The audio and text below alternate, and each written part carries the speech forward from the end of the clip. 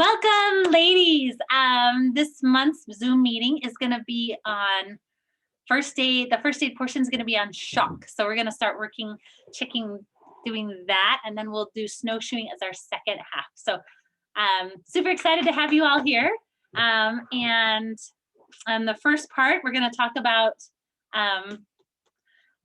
Lisa's trying to join us. Okay, cool. Sorry. So shock is the poor oxygenated blood flow to the brain and to other organs.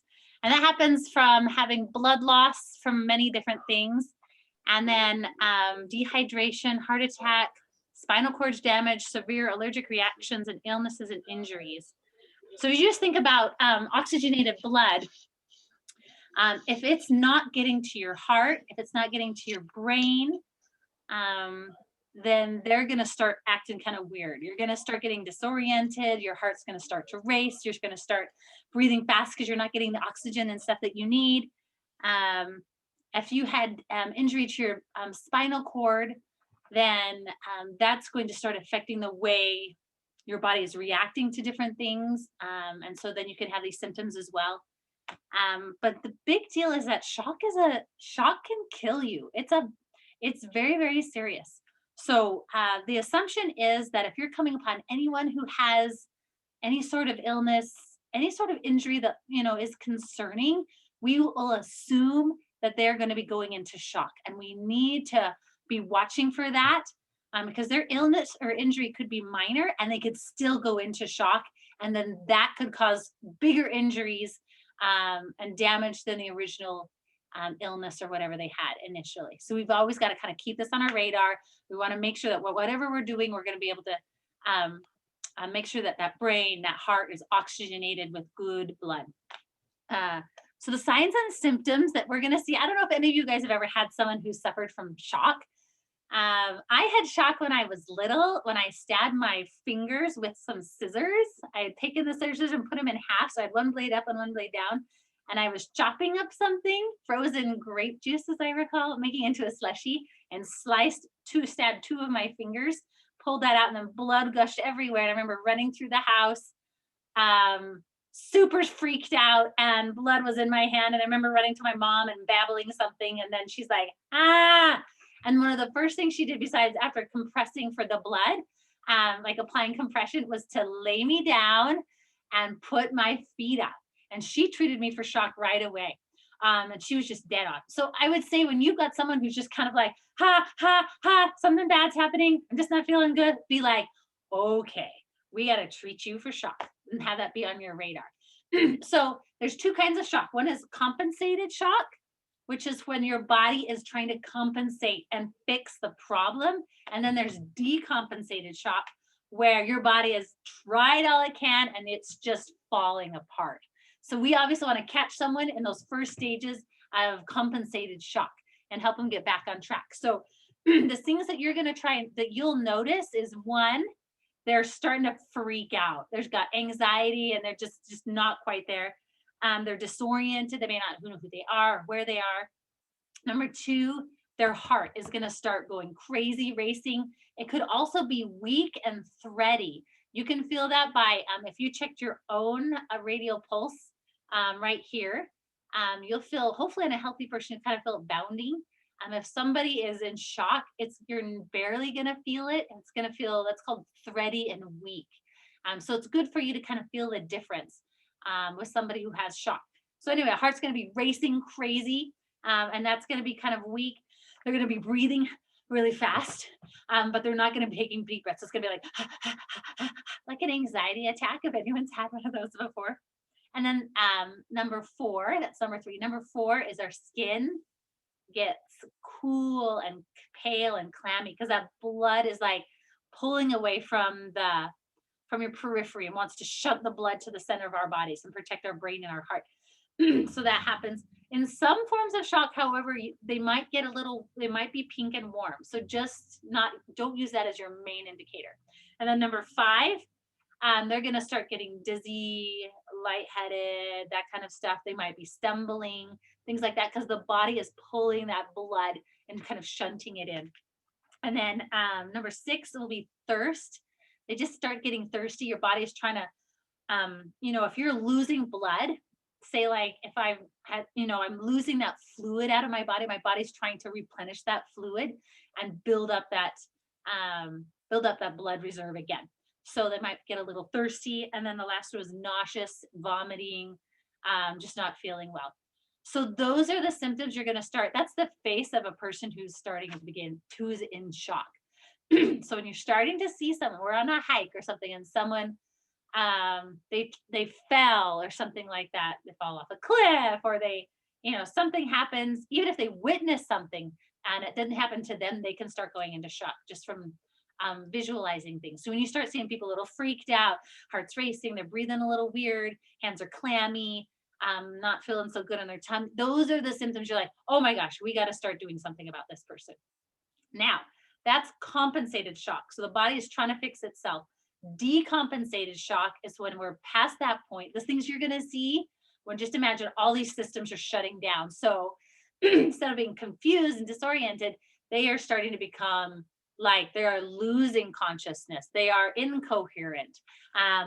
The blood pressure is going to tank. Now, we don't know, as you're looking at somebody on a hike or something, you can't tell what their blood pressure is. But what you can do is see how strong those pulses, that pressure is in the extremities. One of the easiest places to do is check that radial pulse right here.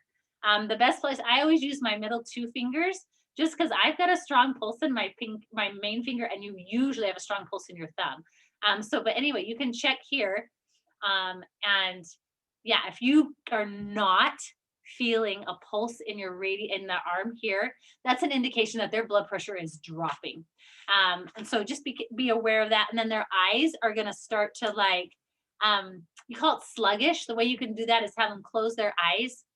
And you'd have a light here, or having them look at the sun, and then you take your hand off, and their eyes, like normal eyes, will go from I'm seeing darkness to I see light, oh, and then it'll go down. So if they're just kind of like, you're not seeing a change, that's a neurological symptom that things are starting to go really south in the brain.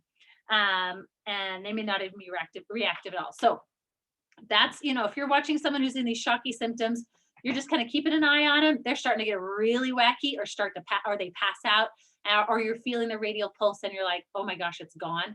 Then these are the things you're like, that cycle will lead to death. So we want to catch things in the very first step. So what are the things that we would do to get somebody to prevent all these things, or get them in a good I call it the shock position. What does the shock position look like? So I want you to think about that. What we want to do is we want to figure out what's causing the shock. If they're bleeding a lot, we obviously want to stop that bleeding. We want to apply pressure. We want to, apply pressure, do the best we can to stop that bleeding, of course. If it's from, an allergic reaction, we might want to try and do an epinephrine pen, an EpiPen, and get the reaction to settle down. So you try and figure out what's causing the actual trauma and the shock. And then that's what we're going to treat. And we want to treat that as early as we can. And then we want to just calm them down. We want to lay them down, warm them up, put up their feet, and then hydrate them in small little sips. So if you, there's the handout that I have online, you can check it out. It has a picture of what the shock, someone you're treating for shock looks like. So I'm going to show you with my awesome assistant husband. So let's say JD here, broke his arm, or had a really bad sprained ankle, and it's kind of freaking him out. Or maybe it's a dislocated ankle for whatever reason, something that's just kind of whacked him out. So we're going to have you come lay down. So I'm going to calm him down, talk to him calmly. On the floor. Mm-hmm. Okay, let's move this down a little bit. Mm-hmm. There we go. All right. So I'm going to calm him down, and then I'm going to lay him down. And you notice he already naturally puts his legs up, and that's exactly what we want to do. So I have a backpack here. And you want to elevate probably about 12 inches, 8 to 12 inches or so, like a foot. So that's like a backpack. And I like to put it a little snugger under the knees because then it's a little bit better for, it just is more comfortable. So we do that. This allows blood to flow down to his brain and kind of help with that. The laying put down position just automatically helps somebody get in hopefully a more calm position unless they have some respiratory issues. But generally this should help kind of keep them calm. And then because they're just laying down, it's really easy if we're, especially in a mountain situation, if there's any sort of breeze or we're in the shade or something like that, they're going to start freezing. So if you're camping, you've got a sleeping bag. Let's kind of get you all nice and cozy. And we're going to put our little sleeping bag over him. If we're not camping, then any of your puffy coats or shells or jackets or whatever you've got, just kind of put over them, warm them up, and just, you know, keep them calm, reassuring. It's so funny. So he could have like a dislocated ankle and we can still take care of that in this position, if that makes sense. So, you know, we're kind of, as we're trying to take care of whatever's causing their shock, we can also be getting them into position as well at the same time. So, and then we would have our little water bottle that I could, you know, if he's feeling up to it. My rule of thumb for feeding people who are sick is, and giving them water, if they can look at you and you can see them react, you know, you have a communication, then they're probably in a good situation to drink. If they can verbalize things to you. If you're talking to them and they're just like not paying attention, if their eyes are closed at all, don't give them food or water. We need to see their eyes open, they're engaged with you, they know what's going on. And then I think they might be, they're in a position to eat and drink. So this is what a shock position, recovery position looks like. So just burn that in your brain. Someone's starting to act a little wacky. This is what we want to do for them. Cross section.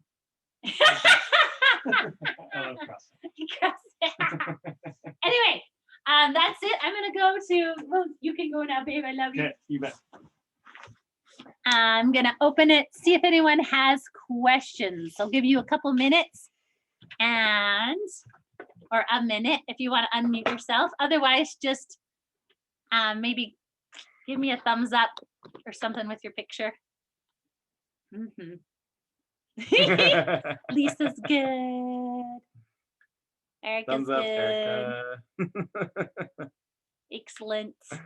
I'm sure Erin's fine. Erin's always fun and amazing.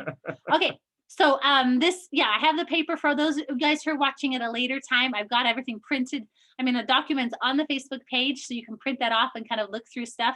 As always, we get our first aid information and all our first aid classes from this book.